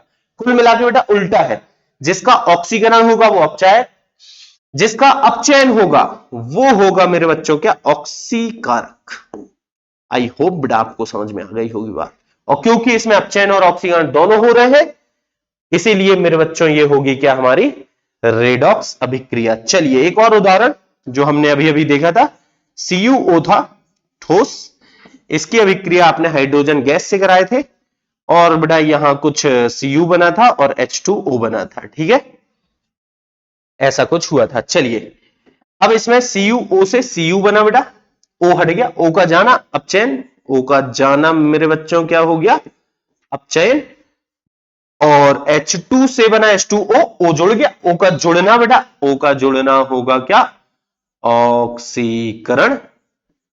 और अब देखिए जिसका अपचयन हुआ वह क्या कहलाएगा बेटा, वह कहलाएगा आपका ऑक्सीकारक, ऑक्सीकारक। और मेरे बच्चों जिसका हुआ क्या, ऑक्सीकरण, वह क्या कहलाएगा, अपचायक। तो बड़े आराम से बेटा आप पहचान सकते हैं कि जिसका होता है क्या बेटा, ऑक्सीकरण, जिसका होगा सर ऑक्सीकरण, उसे हम बोलेंगे अपचायक। क्या बोलेंगे बेटा, अपचायक। जबकि जिसका होगा सर अपचयन, उसे तो हम बोलेंगे मेरे बच्चों ऑक्सीकारक। यानी उल्टा उल्टा वाला सीन है बेटा, है ना। जिसका ऑक्सीकरण हो रहा है वो अपचायक, जिसका अपचयन हो रहा है वो ऑक्सीकारक। बढ़िया बेटा। चलिए फिर आगे बढ़ते हैं हम, और बात कर रहे हैं एक और विशेष प्रकार की अभिक्रिया जिसको हम बोलते हैं बेटा ऊष्मा शोषी तथा ऊष्मा क्षेपी। ऊष्मा शोषी, शोषी बेटा अवशोषित करी, मतलब वे रासायनिक अभिक्रियाएं जिसमें ऊष्मा अवशोषित होती है उन्हें हम ऊष्मा शोषी अभिक्रियाएं कहते हैं। वे रासायनिक अभिक्रियाएं जिसमें ऊष्मा उत्सर्जित होती है, फेंकते बेटा ऊष्मा को, तो वे सॉरी बेटा, वे रासायनिक अभिक्रियाएं जिसमें ऊष्मा उत्सर्जित होती है उन्हें हम ऊष्मा क्षेपी अभिक्रियाएं कहते हैं। क्षेपी मतलब छुपी थी लेकिन गई, ठीक है। शोषी मतलब अवशोषित करी, क्षेपी थी मतलब छुपी थी और गई। तो बेटा ऊष्मा क्षेपी और ऊष्मा शोषी अभिक्रियाएं क्या होंगी, वे रासायनिक अभिक्रियाएं जिनमें ऊष्मा अवशोषित होती है उन्हें हम ऊष्मा शोषी अभिक्रियाएं कहते हैं। अब बेटा जितनी भी वियोजन अभिक्रियाएं जो ऊष्मा से हो रही थी, ऊष्मीय वियोजन, वो सब इसमें आ सकती हैं। जैसे मेरे बच्चों आपने CaCO3 को क्या करे, ऊष्मा दिए सर हमने, और जैसे ही बेटा आपने इसको ऊष्मा दिए, इसका वियोजन हुआ और ये CaO और CO2 में टूट गया, तो ये हो गई सर जी एक क्या, ऊष्मा शोषी अभिक्रिया। इसके अलावा बेटा आपने क्या करे, आपने बेटा मान के चलो लीड नाइट्रेट था बेटा, ठीक है, इसको भी आपने क्या करे बेटा, ऊष्मा दिए, और जैसे ही बेटा आपने इसको ऊष्मा दिए तो ये टूट गया PbO, साथ में बेटा NO2 गैस और NO गैस बन गए, ठीक है। तो ये भी हो गई आपकी क्या, ऊष्मा क्षेपी अभिक्रिया, सॉरी बेटा ऊष्मा शोषी, क्योंकि ऊष्मा का अवशोषण हो रहा है, ठीक है। जैसे बेटा बर्फ का पानी में पिघलना, बर्फ पानी में पिघलेगी सर कब, जब बर्फ ऊष्मा अवशोषित करेगी तभी तो पिघलेगी यार, तो वो हो गई ऊष्मा शोषी अभिक्रिया। तो वे रासायनिक अभिक्रियाएं बेटा जिनमें ऊष्मा अवशोषित होती है उन्हें हम ऊष्मा शोषी कहते हैं, जबकि वे रासायनिक अभिक्रियाएं जिसमें ऊष्मा उत्सर्जित होती है, उत्सर्जित बेटा जैसे आप ले लो कार्बन, कोक, कोयला बेटा, और इसका कराओ दहन, किसी भी चीज का दहन होता है मेरे बच्चों तो साथ में ऊष्मा तो बनती है, और क्योंकि ऊष्मा बनती है तो ये होगा ऊष्मा 6p। आपने लकड़ी जलाए बेटा, ऊष्मा फेंकेगी कि नहीं? आप ठंड के दिनों में लकड़ी से हाथ सेकते हो कि नहीं? लकड़ी से मतलब बेटा लकड़ी को जला करके या कोयले को जला करके तो जलेगा, कोई भी चीज का दहन होगा तो ऊष्मा निकलेगी। ऊष्मा का उत्सर्जित होना मेरे बच्चों क्या कहलाएगा? ऊष्मा 6p अभिक्रिया। ठीक है बेटा, बढ़िया। और कोई? बिल्कुल बेटा, अपने शरीर में भी तो दहन हो रहा है। हाँ यार, बिल्कुल सही बोल रहा हूं मैं, अपने शरीर में भी दहन हो रहा है। हाँ, लेकिन दहन मतलब ये मत सोचो आप कि आग लग जाए, हमारे शरीर में थोड़ी आग लगेगी। दहन हो रहा है बेटा ग्लूकोज का। होता क्या है, जो कुछ भी बेटा हम लोग खा रहे हैं दिन भर, ठूस ठूस के भर रहे हैं, वो हमारे शरीर में जाता है ग्लूकोज के रूप में। किस रूप में बेटा? ग्लूकोज। ग्लूकोज का सूत्र बेटा क्या होता है? C6H12O6 ग्लूकोज है। और बेटा मैंने सांस लिया, सांस में कौन सी गैस लिया मैंने? ऑक्सीजन। तो ग्लूकोज का होगा दहन। जब ग्लूकोज ऑक्सीजन गैस से अभिक्रिया करेगा, मैंने खाया बेटा, आपने भी खाना खाया, जो खाना आपने खाया वो ग्लूकोज के रूप में आपके शरीर के अंदर गया, उसका हुआ ऑक्सीकरण यानी कि दहन। दहन हुआ बेटा ऑक्सीजन गैस के साथ, जिससे CO2 गैस बनी और जल बना बेटा CO2 गैस। तो आपने क्या करे? सांस में छोड़ दिए बेटा। जल हमारे शरीर में है और साथ में बहुत सारी क्या मिली मेरे बच्चों को? ऊर्जा मिली। इसी ऊर्जा से बेटा आप लोग दिन भर अपने डेली के काम वगैरह करते रहते। ठीक है, तो ये है बेटा, क्योंकि इसमें ऊर्जा निकल रही है इसलिए ये भी एक ऊष्मा 6p अभिक्रिया है। तो ध्यान रखना बेटा, ग्लूकोज का ऑक्सीकरण या ग्लूकोज का दहन एक ऊष्मा 6p अभिक्रिया होती है। किसी भी पदार्थ का दहन सदैव एक ऊष्मा 6p अभिक्रिया होती है। तो बेटा ऊष्मा शोषी मतलब वे रासायनिक अभिक्रियाएं जिनमें ऊष्मा अवशोषित होती है, और ऊष्मा 6p मतलब वे रासायनिक अभिक्रियाएं जिनमें ऊर्जा ऊष्मा उत्सर्जित होती है। चलिए बेटा, इसी बात पर अगले टॉपिक पर आते हैं, जिसका नाम क्या है बेटा? संक्षारण। संक्षारण बेटा तुम्हारे घर में देखा होगा आसपास, जो लोहे की रॉड बेटा या लोहे की कोई भी चीज होगी जो बहुत दिनों से पड़ी होगी, आपने पेंट वगैरह नहीं करे, उसमें पॉलिश वगैरह नहीं करे, तो उसमें जंग लग जाती है। तो जो है लोहे में जो जंग लगी बेटा, वही क्या है? संक्षारण। तो मतलब धातुएं क्या करती हैं बेटा? धातुएं वायुमंडल में उपस्थित गैसों से और नमी से अभिक्रिया करके अपने ऊपर यौगिक की एक सतह बना लेती हैं। जैसे देखें बेटा, लोहे में जंग कैसे लगती है? लोहा बेटा ठोस अवस्था में होता है और वायुमंडल की जो ऑक्सीजन गैस से उससे क्रिया करता है भाई साहब, और साथ में कुछ नमी के अणु भी होते हैं। XH2O लिख रहा हूं बेटा, मतलब कि नमी है।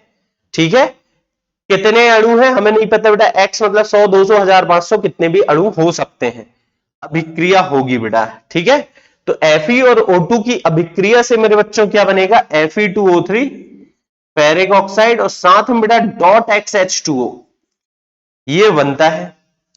देखिए, जब लोहे को वायुमंडल में खुला छोड़ा जाता है तो लोहा ऑक्सीजन गैस तथा नमी से अभिक्रिया करके हाइड्रेटेड फेरिक ऑक्साइड की, ये बेटा आप सीधे बोल दें, जंग की एक परत चढ़ा लेता है। यही बेटा जंग है। ये क्या है? जंग नहीं बेटा, जंग है ना। तो ये होती है जंग, और इसकी परत जो होती है बेटा भूरे रंग की होती है। भूरे रंग की परत, भूरा मतलब बेटा ब्राउन कलर है ना, तो ब्राउन कलर की परत बन जाती है। यही है आपका संक्षारण। तो बेटा एक बार पढ़ लेते हैं क्या लिखा हुआ? क्रियाशील धातुएं वायुमंडल में उपस्थित गैसों से तथा नमी से अभिक्रिया करके अपनी सतह पर यौगिकों की एक यौगिक की परत बना लेती हैं, जो प्रक्रिया संक्षारण कहलाती है। जब उदाहरण बेटा, उदाहरण आप ये लिख के आ जाएंगे, लोहे में जंग लगना। उदाहरण क्या लिखेंगे बेटा? लोहे में जंग लगना। अब इसके बारे में हम और भी बात करेंगे बेटा, लेकिन कहां पर? हमारे अध्याय नंबर 3 धातु अधातु में। फिलहाल तो बेटा इतना ही है, आप इसे देख लें, चाहे तो नोट कर लें। फिर आखिरी बेटा विकृत गंधिता, ये क्या होती है? तो बेटा आपने अपने घरों में भी देखा होगा, हम जैसे ब्रेड वगैरह बेटा देखते हैं या खाने पीने की कई चीजें देखते हैं कि ज्यादा लंबे समय तक रख दी जाए तो बेटा उनमें फफूंद वगैरह लग जाती है। तो फफूंद लग गई, अब बेटा खा लेते हो क्या? आप नहीं खाते ना, खाने लायक नहीं रह जाता, इवन उसकी महक भी खराब हो जाती है बेटा, महक नहीं लगता, बड़ा बुरा सा। तो जो गंध उसकी खराब हो गई, मतलब कि वो विकृत हो गया, मतलब कि अब वो खाने लायक नहीं बचा बेटा, यही कहलाता है क्या, विकृत गंधिता। क्या कहते हैं बेटा, विकृत गंधिता। ठीक है ना। तो हम क्या बोलेंगे बेटा कि जब तेलीय, तेलीय मतलब बेटा जो तेल वाले खाने की चीजें होती हैं, तेलीय तथा वसा युक्त खाद्य पदार्थों में ऑक्सीजन गैस की अभिक्रिया होती है, यानी कि उनका ऑक्सीकरण होता है, तो उनके ऊपर बेटा एक फफूंद की परत बन जाती है, जिससे उनकी गंध खराब हो जाती है, उनका स्वाद खराब हो जाता है। इसे ही हम विकृत गंधिता कहते हैं। और अगर आप चाहते हो बेटा कि किसी भी चीज में फफूंद वगैरह ना लगे खाने की चीज में, तो दो तरीके आपको करना क्या है, किसी भी तरीके से आपको ऑक्सीजन गैस वहां नहीं पहुंचने देना है। तो बेटा पहला तो आप क्या करो, कम ताप पे रख दो, फ्रिज वगैरह में रख दो, तो थोड़ी देर तक सुरक्षित रहेगा खाना। क्योंकि फ्रिज वगैरह में रख दोगे तो क्या है, कम ताप है बेटा, ताप कम होने के कारण क्या होगा कि उसकी जो अभिक्रिया होगी भी, विकृत गंधिता की अभिक्रिया होगी भी, तो बहुत धीमे धीमे होगी बेटा, तो थोड़ी ज्यादा देर तक आपके खाने का जो भी सामान है वो सही रहेगा। दूसरा बेटा सबसे अच्छा है कि आप उसको नाइट्रोजन गैस के वातावरण में रख दो। जैसे बेटा उदाहरण के लिए चिप्स के पैकेट बहुत खा रहे बेटा आजकल के बच्चे, है ना, खाना नहीं चाहिए, अच्छा नहीं रहता, लेकिन खा ही रहे बेटा। तो जो चिप्स के पैकेट है उनमें भरी होती हवा, और हम बोलते हैं बेटा, हम मतलब मैं नहीं बेटा, नॉर्मल लोगों को मैंने देखा कि वो बोलते हैं कि भैया इसके अंदर हवा ज्यादा भर दी है, चिप्स कम भरी। कंपनी वाले चाहते हैं बेवकूफ बनाना कि थोड़ी सी चिप्स दे दो, हवा ज्यादा रहे, देखने में बड़ा लगे, लेकिन इतनी सी चिप्स निकले। लेकिन बेटा वो चक्कर नहीं है, एक्चुअल में उसके अंदर हवा नहीं भरी, उसके अंदर भरी नाइट्रोजन गैस। हवा भर देते ना तो तुम्हारी वो चिप्स जो है जिस दिन पैक करते दूसरे दिन खराब हो जाती, तुम्हारे पास आते आते तक तो बेटा सड़ी हुई चिप्स खाना पड़ता तुम्हें। तो इसीलिए उसके अंदर भरी नाइट्रोजन गैस। क्यों सर? क्योंकि नाइट्रोजन गैस बेटा, उस नाइट्रोजन और ऑक्सीजन की दुश्मनी आपको पता होगा बेटा, नाइट्रोजन और ऑक्सीजन मतलब सांप और न्यूला कि कभी एक साथ एक जगह रह ही नहीं सकते। तो नाइट्रोजन के वातावरण में जब चिप्स है ना, तो ऑक्सीजन वहां जा नहीं पा रही, और पैक है आपका चिप्स जो है बेटा, तो पैक होने का ऑक्सीजन अंदर जा नहीं पा रही, और नाइट्रोजन अगर थोड़ी बहुत चली भी गई तो नाइट्रोजन उससे अभिक्रिया नहीं होने देगी। तो बेटा इस तरह से आपके जो खाद्य पदार्थ है उनका ऑक्सीकरण नहीं हो पाएगा, और विकृत गंधिता से उसे हम बचा लेंगे। तो एक बार देखते हैं क्या लिखा है। टॉपिक है बेटा विकृत गंधिता।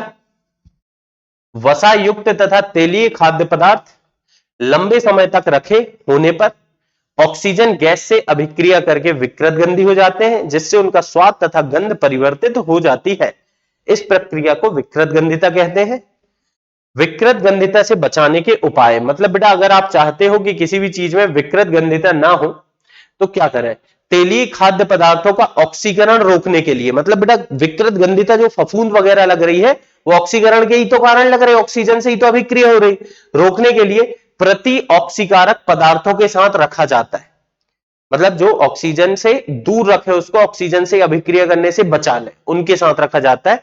जैसे बेटा चिप्स की थैली में से ऑक्सीजन को हटाकर नाइट्रोजन गैस के साथ भरकर रखा जाता है, जिससे उसका ऑक्सीकरण ना हो सके। दूसरा, खाद्य पदार्थों को कम ताप पर रखकर उनका ऑक्सीकरण मंद हो जाता है, मतलब बेटा उसे हम फ्रिज वगैरह में रख देंगे ताकि ऑक्सीकरण हो भी तो बहुत धीमे धीमे हो। तो खाद्य पदार्थों का ऑक्सीकरण होना ही क्या है बेटा, विकृत गंधिता। अगर आप चाहते हो कि खाद्य पदार्थ का विकृतीकरण ना हो बेटा, तो आप क्या करो, उसको ऑक्सीकरण से बचाओ, ऑक्सीजन गैस से बचाओ, और बेटा अच्छा खाना खाओ, ताजा खाना खाओ, और अपने आप को स्वस्थ रखो। और यहां पर ये चैप्टर हमारा होता है खत्म। थ्योरी हमने पूरी कर ली बेटा। इसके बाद अगला लेक्चर आएगा जिसमें हम पूरी एक्सरसाइज को कवर करेंगे। फिर मिलेंगे हम नेक्स्ट लेक्चर में, तब तक के लिए bye bye, have a good day.